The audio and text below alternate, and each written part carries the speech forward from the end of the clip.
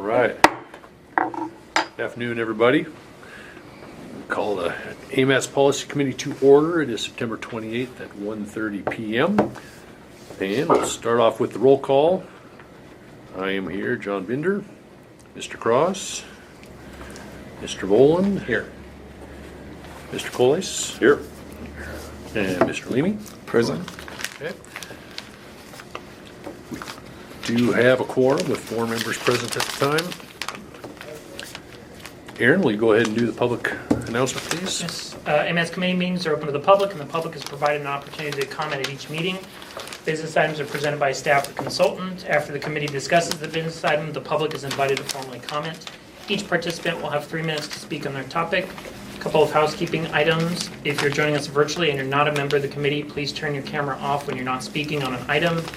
If you're joining us by phone, to mute and unmute the microphone, press *6. Thank you. Thank you. Members of the committee, you've got the agenda on the electronic device there in front of you. Any changes or inputs or anything need to be addressed on that before approving the agenda? I do have one item to add if the committee will permit. As you know, Joni Wilm is leaving us next Friday. Joni's been with us for quite a while, and so before you was a resolution to add to the agenda for approval of the committee to send off with Joni. So I ask that be added to the agenda if you wouldn't mind. Okay. I'll move to add the resolution to the agenda. Second. Okay. Moved and seconded. Got you. We'll add that under action items probably then, number 5. Yeah, we can do 5D if you don't Okay. mind. Will do. Anything else? Then I will entertain a motion for approval of the agenda as amended. So moved. Moved by Mr. Holland, all right, and Second. Thank you. Second by Mr. Malimi. All in favor, say aye. Aye. Any opposed? Okay, agenda is approved. And for number 4, again, another member, part of your packet there is the minutes from our August 24th meeting. So if you hadn't had a chance to review those, take a quick scan, but otherwise, any changes, inputs, corrections needed for the August 24th meeting minutes?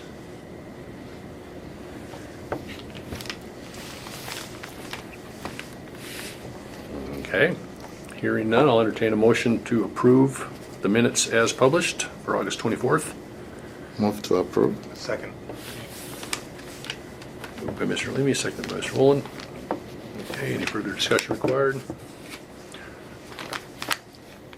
Any objections to approving the minutes?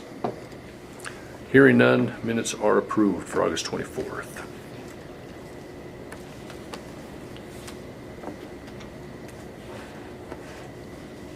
Moving on to item 5A, 23 to 26 Transportation Improvement Program Administration Modification number 2. Aaron, assuming you're presenting? Yes, I will. Thank you. Okay, so before you is admin mod number 2 to the tip. Even though it says number 1 on the memo, it is number 2. So I just kind of walk through all the changes for you. This admin mod was not brought before the Technical Advisory Committee as the changes are needed after the TAC had already met. And so it's being brought just before the Policy Committee for approval. Everything here is at an admin mod level as outlined in the AMATS operating agreement and the policies and procedures. So first change is to Spinard Road rehabilitation on the roadway table. It's updating the right-of-way funding from 23 to 24. So this actually reflects what was done as part of the amendment number 1. We just missed the project phasing plan. The next change is under the DOBs that we show the funding code. It's to outline which funding source those DOBs are coming from. They're coming from STBG funding. It's just helping keep everything transparent so everybody knows what's going on. Next change, Rabbit Creek Road Rehabilitation Project. It's updating the FY26 funding from design to right-of-way. So one design hit has already taken place. The second design hit is scheduled in 2025. And we missed updating the 26 funding to right-of-way. So this is correcting that change. Pavement replacement program has a couple of updates happening. I'll kind of get to those later on because it relates to a project where we had to adjust some funding, and I'll kind of outline what that is. So put a hold on that one for a second. That's it for the, hold on, just going through it. That's it for the roadway table. Next, we have the non-motorized table. Downtown Trail Connection project. There are 2 updates for this. The first is adding the STIP need ID for the CRP funding. We inadvertently left that off when we were making adjustments as part of amendment number 1, so it's adding that in. And then it's updating the 2024 funding to reflect that it includes right-of-way in 24 as the 23 funding was recently removed. Next update is the Glen Highway Trail Connection. It's updating the funding code to reflect the TAP funding. 9299 was the wrong STIP need ID that was put in there, so we're updating it to 33044. Next, we have plans and studies. So there are a number of changes onto here, so just kind of bear with me as we go through them. First is Port of Alaska Multimodal Improvement Study, adding in the STIP need ID funding code 6460 for the STBG, and updating the fund code itself to STBG so people can see where that funding came from. Next is the AMATS Interim 2050 MTP update. Again, adding the STIP need ID funding code for STBG. The reason for this one is because the CRSA funding was removed in 24 and replaced with STBG. So how this was paid for is $400,000 was removed from the pavement replacement program on the roadway table to pay for this funding, or pay for this project. And the reason for that is if we did an actual obligation for this funding in FY24, since CRSA is not there anymore, it would not move forward and we would have some concerns. So we're getting that taken care of and prepped. Next change is the Minnesota Drive IL Street Corridor Plan. This did receive CRSA funding in FY23, so that's staying as is. We're just updating the STIP need ID funding code to 6460 to be consistent with what's required for those projects. When CRSA was originally put in, there was no STIP need ID, but we got recent direction on what that need ID needs to be. And I'll kind of explain the importance of the need ID here in a few minutes once we kind of get through everything. Next, AMAT's Complete Streets Plan, updating the STIP need ID, kind of seeing a theme here for a lot of things, and then changing it from CRSA funding to STBG funding. Next is the Regional Household Travel Survey. It did receive CRSA funding, but we're updating the STIP need ID code. Downtown Streets Engineering Study, same, it received CRSA funding, just adding the STIP need ID code. And then the last, our next change, Climate Action Plan. We're updating this from, there was an incorrect funding code 33862, which is the carbon reduction. So we're removing that and adding the 6460, which is STBG, and removing the CRSA funding and adding the STBG funding for that climate action plan. Again, to help pay for it, the pavement replacement program did receive a reduction of funding to offset this study. And then last change is the Human Services Coordinated Transportation Plan, updating the funding code to be 6460 STBG. Real quick, the reason that the funding codes, the STIP need ID, the funding codes, everything's pretty important because it's what FHWA looks at to see where the funding is coming from and how it's programmed in the STIP to see if it's consistent or not. So they look to see, is the STIP need ID and the TIP consistent with what's in the STIP itself, and if it is an actual programmed source of funding in the STIP. So when we don't have a funding code in there, it's like, well, where is this coming from? Or if we have the wrong one in there, it causes a lot of problems when we go to obligate the funds. We went to obligate funding on the climate action plan. We had the wrong code in there. And we worked with FHWA who said, update your TIP and we'll move this forward. So we're updating the TIP right now, move that forward so we can get it obligated for this fiscal year. Thank you very much for FHWA for working with us on that error and allowing things to move forward. So those are all the changes. I'm happy to help answer any other questions you may have. Thank you. Questions or comments from members of the committee? Okay. Any questions or comments from the public? Hearing none, what's the will of the committee on this item? Move to approve admin mod number 2. Second. Okay, moved by Mr. Rowland, second by Mr. Colace. Any objections to the motion? Motion is approved.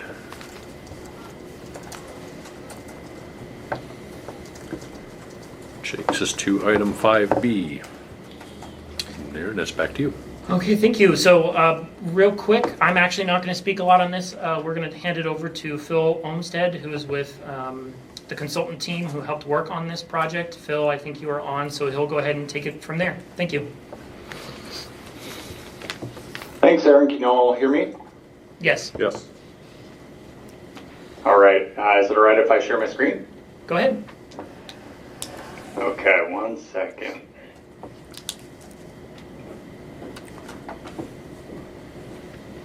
And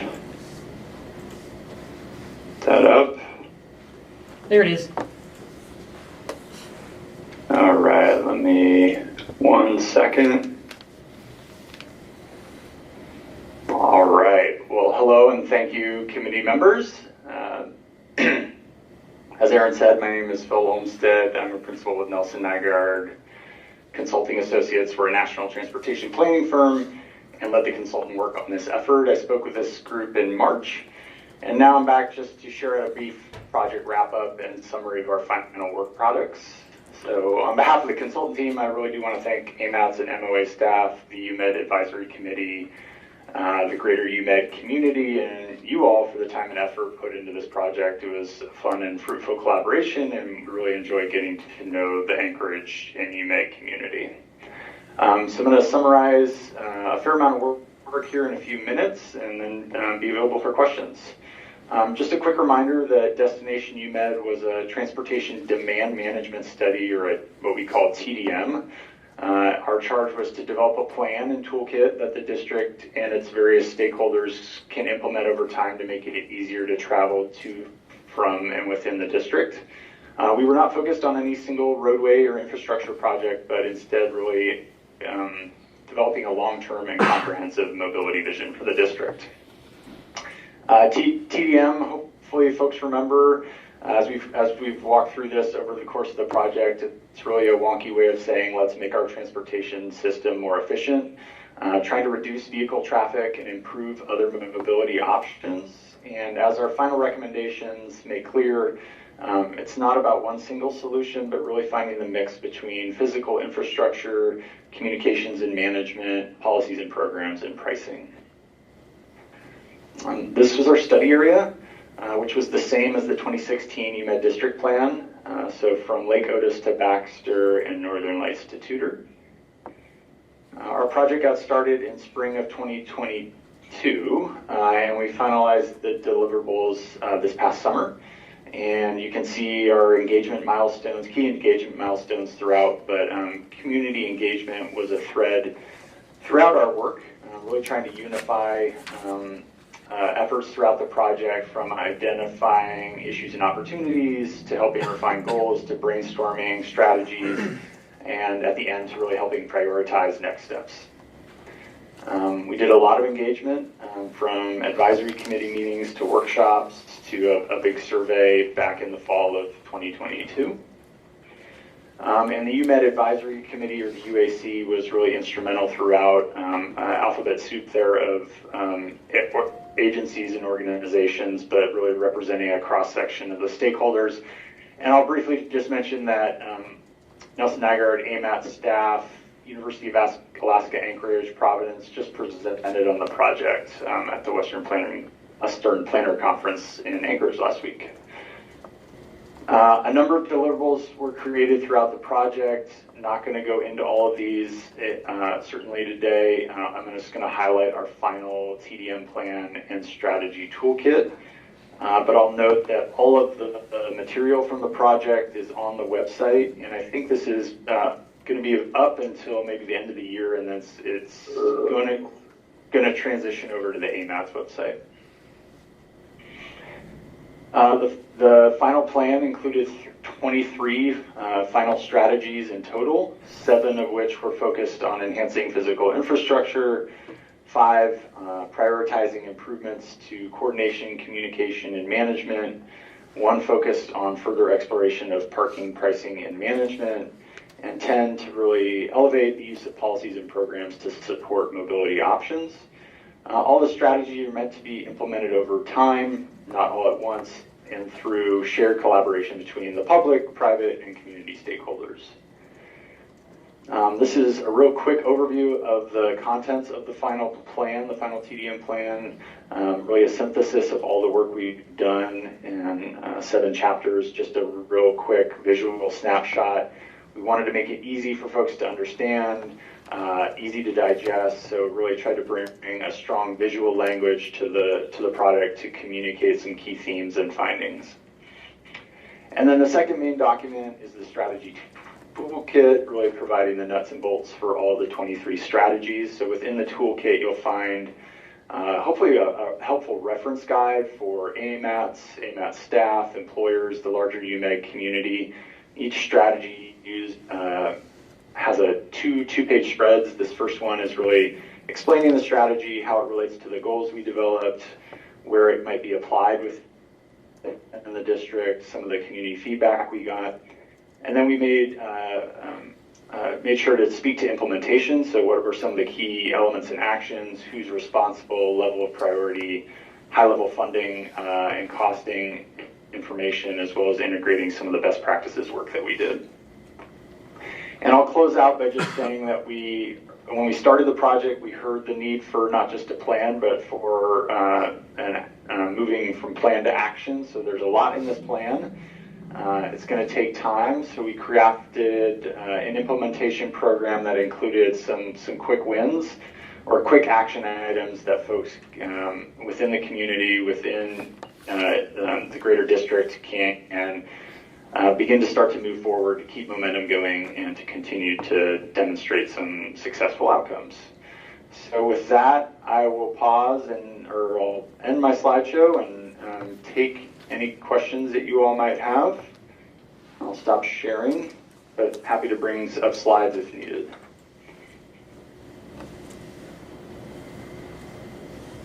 And then Aaron, I wasn't sure, I don't know if there's a formal action y'all are taking today, but yeah. Yeah, the formal ask is from staff and the Technical Advisory Committee to recommend that the Policy Committee approve the Destination UMED TDM study, final plan, and strategy toolkit. So the TAC did review it and recommend approval. Okay. Thank you. Any questions from the committee? Comments, inputs? Okay. Any from the public? Either online or in the room?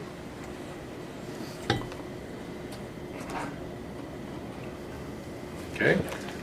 Hearing none, I'll entertain a motion to approve the toolkit as recommended by the technical committee. I'll move to approve the toolkit as recommended by the technical committee. Second. The final planning. The final planning toolkit. And final plan and toolkit. Final plan and toolkit. Second. Got it. Moved and seconded. Write it down. Thank you. Any objections to approval of the motion? Okay, motion is approved. Thank you very much. Great, thank you all, appreciate it. Thank you, Phil. Thanks. 5C, Complete Streets Update. That'll be me. So I'm filling in for Joni Wilm while she is out visiting family, having a well-deserved rest. So I'll do my best. So recently, a Complete Streets training happened that I heard was well attended by a variety of individuals. I think Mr. Boland was there. I heard it was it was a very, very good training. So that said, I'm actually looking to see if we can do more of it, so keep your eyes open on that. But what came out of that was a review of the AMAT's Complete Streets policy by the group that was doing the training. So everyone who was there, as well as the actual people facilitating the training, to review and make recommended changes to the Complete Streets policy for AMATs. So the changes before you are based on that input from that training and those groups, those people. So just kind of going through high level, basically a lot of the changes are just kind of updating the policy to be more in line with equity focus, updating it to cover the 2050 MTP goals and objectives that are, expected to be approved, and then land use, complete streets, maintenance. Kind of a lot of small things here that kind of bring more in line where we should be going based on the input from those groups. And then there was one other change that got recommended for removal by the Technical Advisory Committee. It's under Section 5, Scope of Complete Streets Policy. It's the last bullet point on page 7. One of the things that was originally developed as part of this policy was that a checklist is needed to ensure that projects are complying with the AMAT's Complete Streets Policy. When the policy was originally developed, that checklist was also not approved because there was still more work needing to be done. So that is one of the first tasks that we'll be working on as part of the Complete Streets Plan and street topology is getting a checklist developed. But it was recommended that you indicate where you're going to have that Complete Streets checklist done. What point in a project stage is that going to be done? The recommendation was at the 35% design stage, but during the discussion with the Technical Advisory Committee, input from them, that may not be the most appropriate place for the checklist because you're kind of already far down the leg of development project, and you also have like the Muni's CSS process. How do they integrate with each other and that kind of stuff? There was a lot of questions that still needed to be answered. So the Technical Advisory Committee recommended that you remove just the section that says at the 35% design stage. They're still recommending that a Complete Streets checklist be done. There's just more discussion that needs to be done, and when developing the checklist, at when do we do that and who does it? And then, does that come to the policy committee? What's kind of the process that has to be followed for that? So the Complete Streets policy update with all those changes, minus that one being removed at 35% design stage, is before you for approval today. Thank you.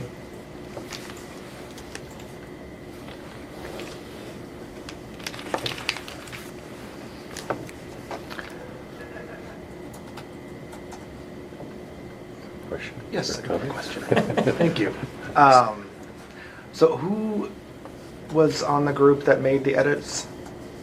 It was Joni actually did all the edits, and she did it based on the whiteboard that was developed, is my understanding, because I wasn't there, but there was a whiteboard of all the changes that were recommended by the training group. Yep. And she took those and transferred them to this policy here. Wonderful. And then I'm wondering, so on the suggested, the 35%,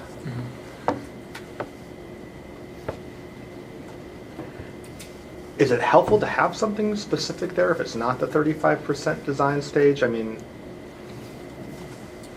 I feel weird taking that out if we're not replacing it with something specific and we're just leaving it. I guess I maybe need a little bit more of the rationale. So, I mean, is that something, Aaron, I guess that we'll be looking for another update or more?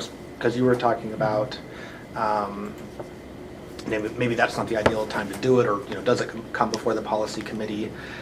Is this something that could, I guess, maybe be amended in the future? Yes. Yeah, this is a AMAT's policy, so it can be changed at any time. Just come into the Technical Advisory Committee and the Policy Committee. So the idea is the recommendation is to remove just that portion at 35, approve the policy as is, because it's making a lot of really good updates. Mm-hmm. At the same time, working with the Municipality of Anchorage and the Department of Transportation to develop the checklist and to figure out at what point that checklist should be reviewed. I think the plan was also to have an existing project review the current draft checklist to see if it's meeting our needs or if more updates need to be done. Okay. So I think the recommendation is remove it for now, but come back later and add more information once that's all figured out, including does it go to the policy committee, what's the threshold that a project is meeting the Complete Streets policy. That all kind of still needs to be ironed out. Okay. Okay, I appreciate that. Thank you.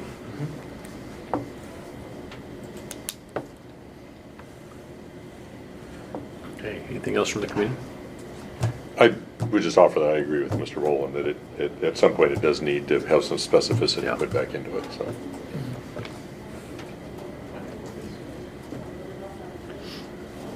Okay.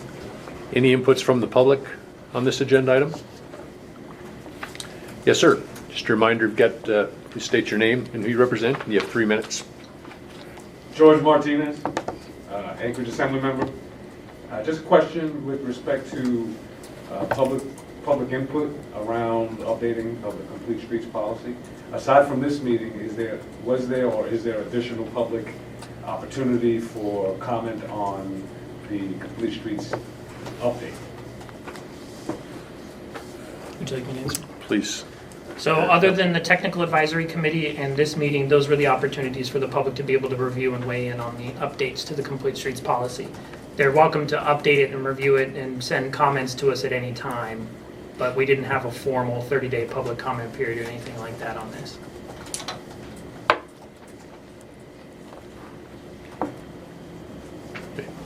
Anything else from the public?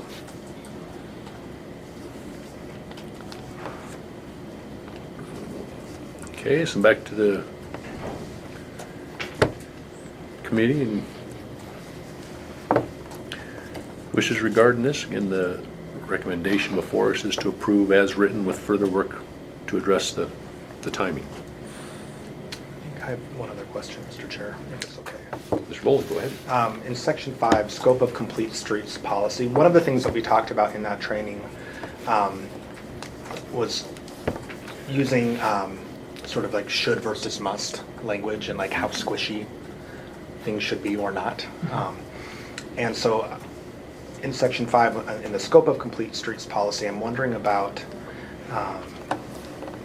where it says transportation projects receiving money that passes through the local Anchorage MPO agency, AMAPS, will be expected to follow a complete streets approach. How strong is will be expected? And if that language were to be amended to say shall, would that be different? In my aspect, or my opinion, no, it really wouldn't change anything because all AMATS funded projects that are a complete street have to follow our policy because it's a policy in place. So the problem we have right now is since we don't have a checklist, it's hard to have that balance and check of a project to make sure. So, I don't think it'll hurt if you want to make the change, but I don't think it'll be Substantive? yeah, anything too major at this point. Okay.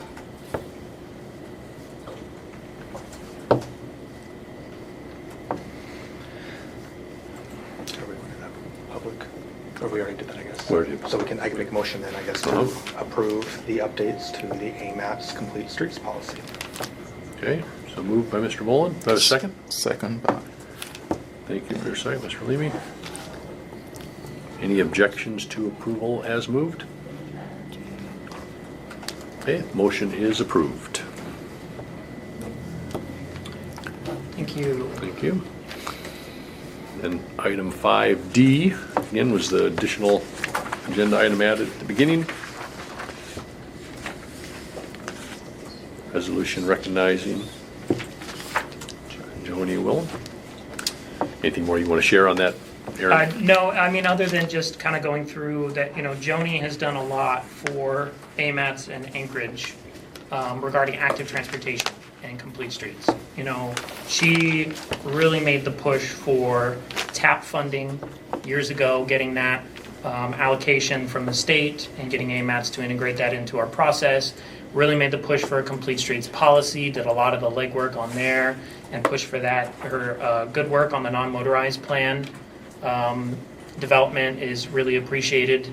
And, the push for the complete street topology plan. So unfortunately, Joni isn't here, but we will say goodbye to her next week with a small little gathering. So I think this resolution is just trying to recognize all her good efforts that she's put in towards making Anchorage and AMATS better.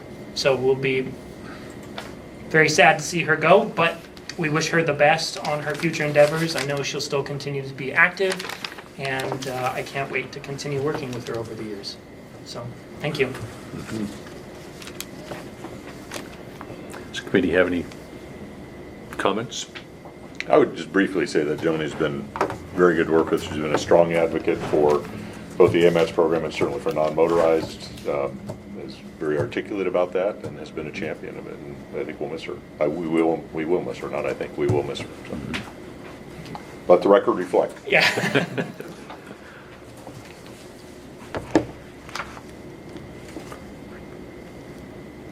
Okay, and these agenda items, definitely want to open it up to the public as well, if there's any comments from the public. Seeing and hearing none, I will entertain a motion to approve the resolutions as presented. So moved.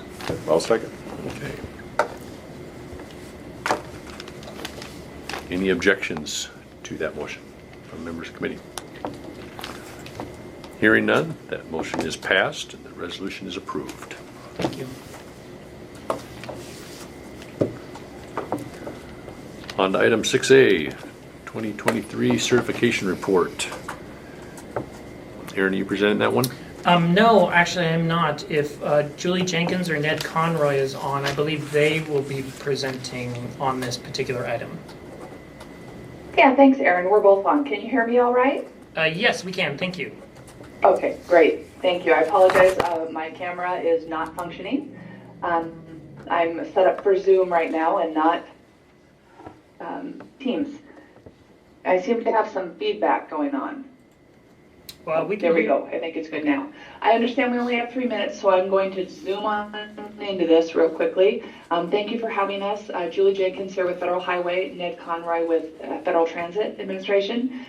So the TMA certification review is a certification that we perform jointly with Federal Highway Administration and Federal Transit to certify the transportation planning process for all TMA areas or transportation management areas. And those are urbanized areas over 200,000 in population. So we do this in accordance with 23 CFR Part 450. It's on a frequency of no less than every 4 years. So we were due to complete that this year in 2023. So it is a prerequisite to the approval of federal funding for transportation projects in the area. So that is one of the reasons we do that. Another reason is just that it's an opportunity to assist on new programs and also to enhance the ability of the MPOs in their transportation planning processes to help them make well-informed capital and operating investment decisions. So it's really a partnership and an opportunity for us to get together and work on this. And that's exactly what we did. Our review consisted of representatives from Federal Highway Administration, Federal Transit Administration, and in cooperation with our AMATS partners. So we conducted a desk audit to look at some of the MPO's processes, the documented practices, procedures, guidelines, and activities that they had. And we followed that up with a field review where AMATS was gracious enough to host us for a couple of days as we went over those processes and had some really good discussion. And Ned Conroy with FTA is going to speak a little bit to those outcomes of the review. Thanks, Julie. I'm Ned Conroy, and I work for the Federal Transit Administration out of Region 10, located in Seattle. And as Julie mentioned, we do this every 4 years. So the previous review was done back in 2019, and part of this review is looking back to see how the previous findings were addressed. And we did find that we had 2 corrective actions back in 2019 that both were adequately addressed since our last review. One thing I want to mention, I'm going to talk real quickly about some of our findings for this particular report, and I'll just give you a sense of our terminology. In this finding, we had 6 corrective actions, 14 recommendations, and 2 commendations. Corrective actions are terms we use for compliance, areas that address compliance issues, requirements, federal requirements, and things that need to be done to fully address federal requirements. Recommendations are really just ways we think you can improve your processes, but they're not federal requirements. And the commendations are areas where we think you're doing a really good job. So, and what I should say too is sometimes it's not, we shouldn't be like counting the corrective actions as an issue, because I think this review was really very positive. We did find that a lot of good work was done in the past 4 years since our last review. The NTP was updated and the TIP was updated and did a significant job in addressing some of the concerns we had last time. The corrective actions this time are really just kind of refinements and documentation. I'll walk through real quickly some of those corrective actions just so you can get a sense of what I'm talking about here. First of all, there were 9 categories that we looked at, and I'll address each one of those. Performance-based planning, that's where we require that targets and measures are established to determine how well progress is being made on certain policy areas. We had 1 corrective action here, and that was really a documentation issue. We felt that all the measures and targets were being addressed, the federally required ones, and what is needed is the TIP needs to do a better job of describing and demonstrating how the projects in the TIP will lead toward meeting those targets and measures. And we understand AMATS is already well on the way in doing that, and we're already talking to Aaron about implementing some of these changes. The other category was intergovernmental agreements, and again, you do have an agreement. The federal required agreement in particular is between ODOT, MPOs, and the Transit District, and we just felt that should be updated because the last one was completed in 2002. And that was really only a recommendation because we don't have a required time period. We just feel that they should be updated every 10 years or so. I should say under these intergovernmental agreement category, we had a couple of commendations. One in particular was an area that asked to be addressed last time. Still feedback here. But that we felt that the DOT and AMATS really had improved their relationships considerably over the past 4 years since our last review. We really wanted to commend staff for that. And we also commended the staff on a training that was done for new policy committee members. We feel that's important because they're changing a lot and they do need to always be reminded of what the responsibilities are. Another category we looked at, public participation. Again, we thought this was being done really well, but we did have some suggested ways of improving it. One in particular is on how comments are used and considered as part of the process. So we made a corrective action there. We also had a couple of recommendations, and really it was just to, one was to streamline the public participation process to make it more understandable for the public, and another was to update the process, just to incorporate some more recent techniques that are used, whether it's social media and other forms of virtual participation, because we did find AMATS did do a good job of, during the pandemic and particularly, adjusting how they do public participation to meet all the outreach requirements. Real quickly, on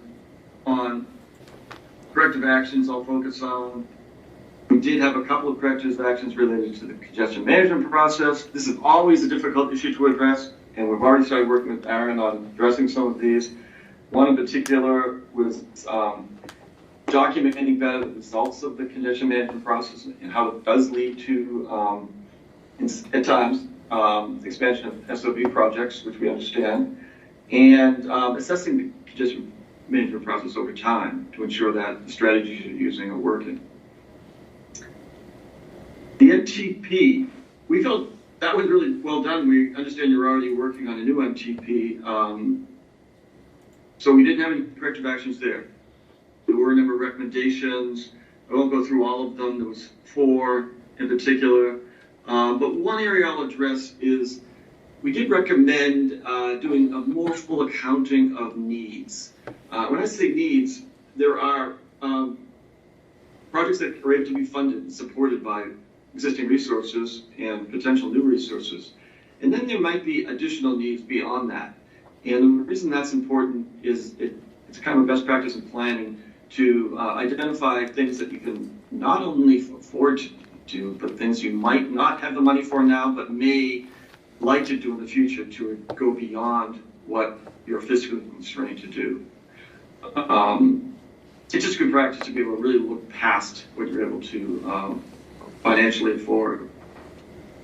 The TIP, Transportation Improvement Program, again, that was updated since we last talking. We thought it was did a really good job. We did have a couple of corrective actions there. Again, documentation issues.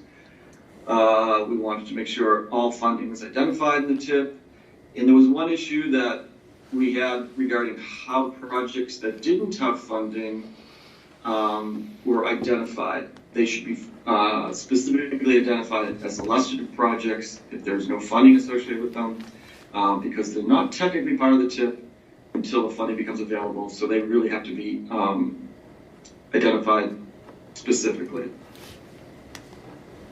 Civil rights, Title VI was a category we looked at. We thought you did a great job there. We did suggest that you do some more ongoing meetings with DOT and IMAT staff to ensure that the Title VI plans are kept up to date regularly. And we also looked at environmental justice and equity in planning. These are not requirements. These are actually executive orders, and some of them fairly recent. We didn't have any recommendations or corrective actions here. We thought a good job was being done, but we do hope that work in this area continues. So overall, just in summary, I do want to stress that we can see a significant amount of progress at the MPO. I think they're doing a very good job.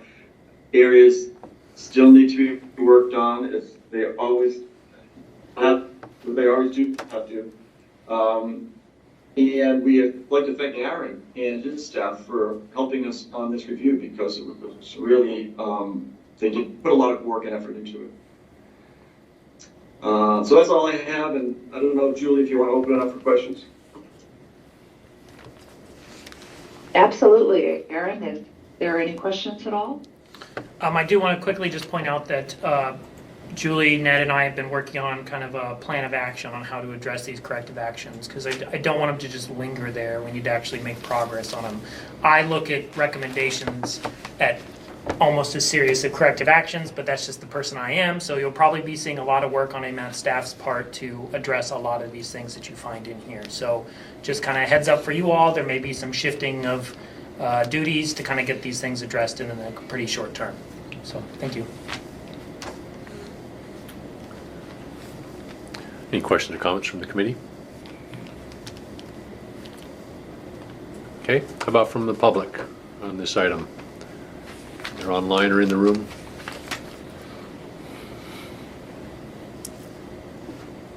Okay, thank you for the update.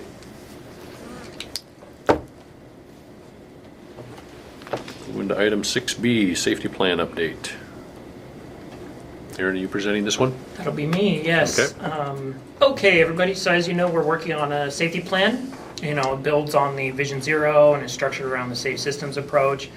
So it's in development, and the draft plan is expected December of 2023. And so this will be coming before the Technical Advisory Committee and the Policy Committee for final approval. So you guys will see it in the future, but we're just kind of in the development stage. We did just want to let you all know about a couple of opportunities for the public to participate, as well, of course, the committee members if you're interested. So Tuesday, October 3rd, there's going to be an open house kind of kickoff happy hour. We've never done something like this before, so it's a new approach that was recommended by our consultant. Is the day before you have an open house, have an opportunity for the public to come and just meet the project team and just have a conversation that's not so rigid and structured as a normal open house. So that event will be taking place at King Street Brewery, 4:30 to 6:30 p.m. We will provide pizza. You will have to buy your own drinks. And so this is an opportunity to learn about the safety plan and just have a good, generic conversation with the project team. We're looking forward for people to show up and just have a good couple of hours. And then our official open house is October 4th from 2 to 6 p.m.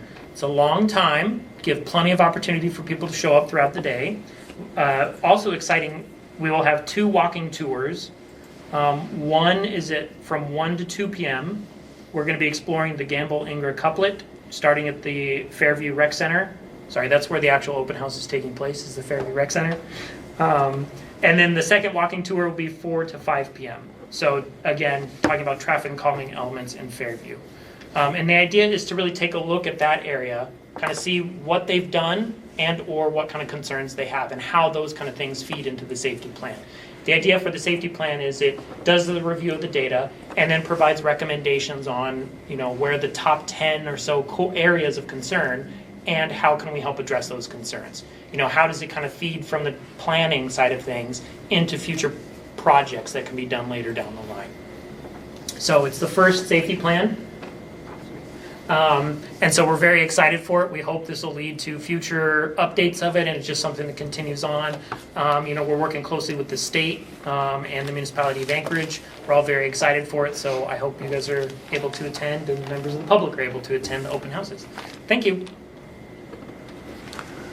Thank you for the update. Any questions or comments from the committee? And from the public? I do have a question, sorry, Mr. Chair. Yes, sir. Aaron, how are these advertised to, does it go to the CCs? How do folks know that these are coming and to attend? I'll actually turn it to Christine Schutte, our public involvement specialist. Sure. There, if you go to the Bain AMAT's website, there's an events next on the right-hand side, and it's linked there. That links to the Munis event page. So if you're just on the Munis page, you'll see that. We send out an email to everybody on our listserv and push out social media about the event as well. Thank you. I believe we also provided information to committees, Bicycle Pedestrian Advisory Committee. Did we send it to the CAC? We've sent it to as many people as we have available. I'm sure they're sick and tired of hearing Lead from with us. free pizza, is that how you? Well, we don't lead with that, but we probably could in the future to help.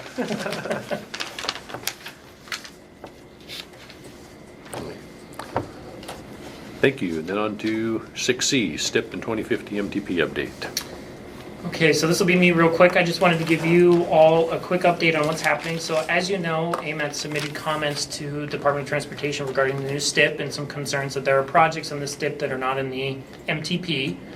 The plan at that time was to do an amendment to the 2040 MTP to add those projects in, and working with staff and realizing that the amount of time and effort that was going to take was pretty substantial. So the thought is instead to take a different tact. Those projects have already been looked at as part of the 2050 MTP development. They've already been looked at for modeling, financial analysis. So the plan is to see if we can get the 2050 MTP approved in time to allow this STIP to be approved in time. What that means is we'll have to do a little quicker, fast pace of the MTP development than what we were originally anticipating. So Chelsea will be kind of working with everybody. We'll be having I believe we'll be having a meeting, a workshop with the committees to go over the public comments here in October. And then kind of talk with the committees about what their approach is and how to respond to those comments. I do want to point out that the projects that we outlined in that letter, that memo, along with a couple others, will need to be scored with the 2050 MTP criteria. They were not scored because they were in the STIP and they were automatically carried forward, and we kind of had the discussion.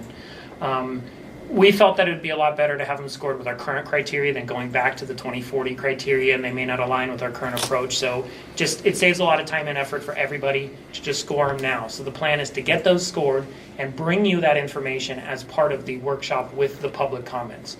So then the committees can look at it and kind of make a determination of what they want to do. If those projects, score high enough to be included in the MTP or not, it's kind of up to you all how you want to handle it. So I just wanted to give you all a heads up. There'll be a lot of work coming up for this, so be on the lookout for that. I'll be able to answer any questions. We did reach out to FHWA and FTA and talked with them about this approach, and they are supportive of it as long as we can meet all of our requirements for getting the MTP updated and approved. And that includes a couple of the corrective actions they mentioned about, documentation in the MTP. So we are working on that right now. Thank you. Thank you. Any questions or comments? Yes, sir. Thank you for that update, Aaron. So one of the things, and I expressed this at our last meeting, I think you're talking about there's that little short list of like 4 projects. The Track J access road is the one that is memorable to me because it's one that's controversial and a part of the district that I represent. And so I guess I'll just flag that for now. But in the letter that we sent, one of the concerns that you expressed was that lack of transparent scoring criteria for the STIP. And I guess I just don't want the policy committee to be in a spot where we feel like we have to like plug and play to make the STIP work if it's not projects that we actually are supportive of or that don't score well in our own criteria. And it leads me to another question of like, are there other projects on the MTP that we were operating under an assumption that the state had scored them? How sure are we? Has every other project that's on the MTP gone through our own scoring process? Or are there projects that are programmed that we are operating under the assumption that they've been scored from on high and should thus be included in the MTP? 99.9% of the projects outside the ones that we list, and there's like, what is there, like 8 projects that we're going to have to score, somewhere around there, 8 projects that we're going to have to score. Outside of those, the majority of them have been scored. There's one that hasn't been because it was an earmark, and so didn't really matter too much. Or it was like a FLAP one, Federal Lands Access Program, that we all supported, and it's under construction right now, so we didn't score it, but everyone was supportive of it. So of the ones that are in the STIP, the new STIP, those are the ones that we're really looking at, making sure that we're having scored with the 2050 MTP criteria. The AMATS funded TIP projects aren't being scored with the 2050 because they are already scored with the TIP criteria. So they already have been scored by an AMATS scoring, so we didn't score them again. So scored. And so these are kind of the last ones that we need to make sure we score and have the committee. And I don't want the policy committee to feel like they're being forced into having to include these in the MTP. That's why we're scoring them and bringing them to you all. Because it is up to you as the committee whether you want those projects in the MTP or not. Okay, thanks. Okay, any other questions on that item? Thank you, Jim. Okay, and any questions from the public on this topic? Okay. Aaron, are there any further project or plan updates No, I think discussed at this point? Good. Okay, good job. Thank you. All right, we don't have any general information items, number 7 here on the agenda, so we'll move to number 8, committee comments. So, to the members of the committee, anything you'd like to share? Sure, so the Assembly is going to be putting together a resolution with our comments on the MTP. In talking with Aaron, I guess AMETS has graciously allowed us to go a couple days beyond the comment deadline of the 9th. And that will allow for a work session on October 6th for us to talk about the MTP with the entire Assembly. And then the goal will then be to bring that resolution before the body at a regular meeting of the 10th and get it turned right back around to you on the 7th. So if anybody wants to attend that work session on the 6th, feel free. Great.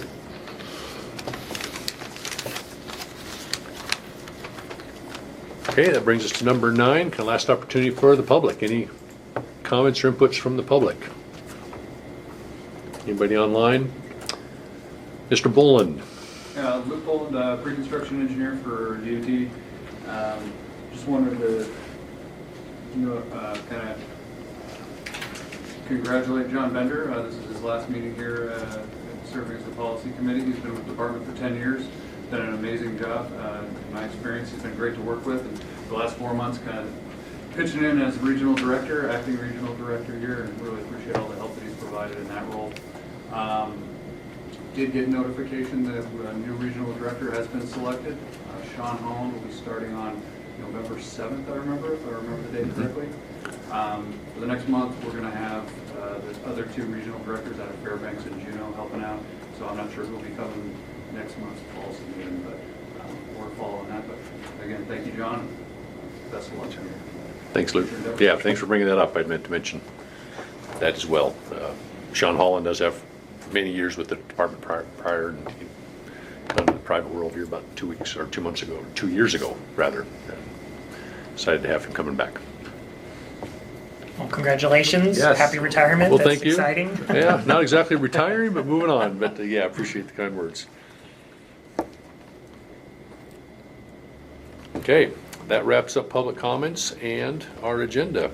Do I have a motion to adjourn? Move to adjourn. So moved, Mr. Leamy, and seconded by Mr. Volin. Any objections? None heard. We are adjourned at 2:25.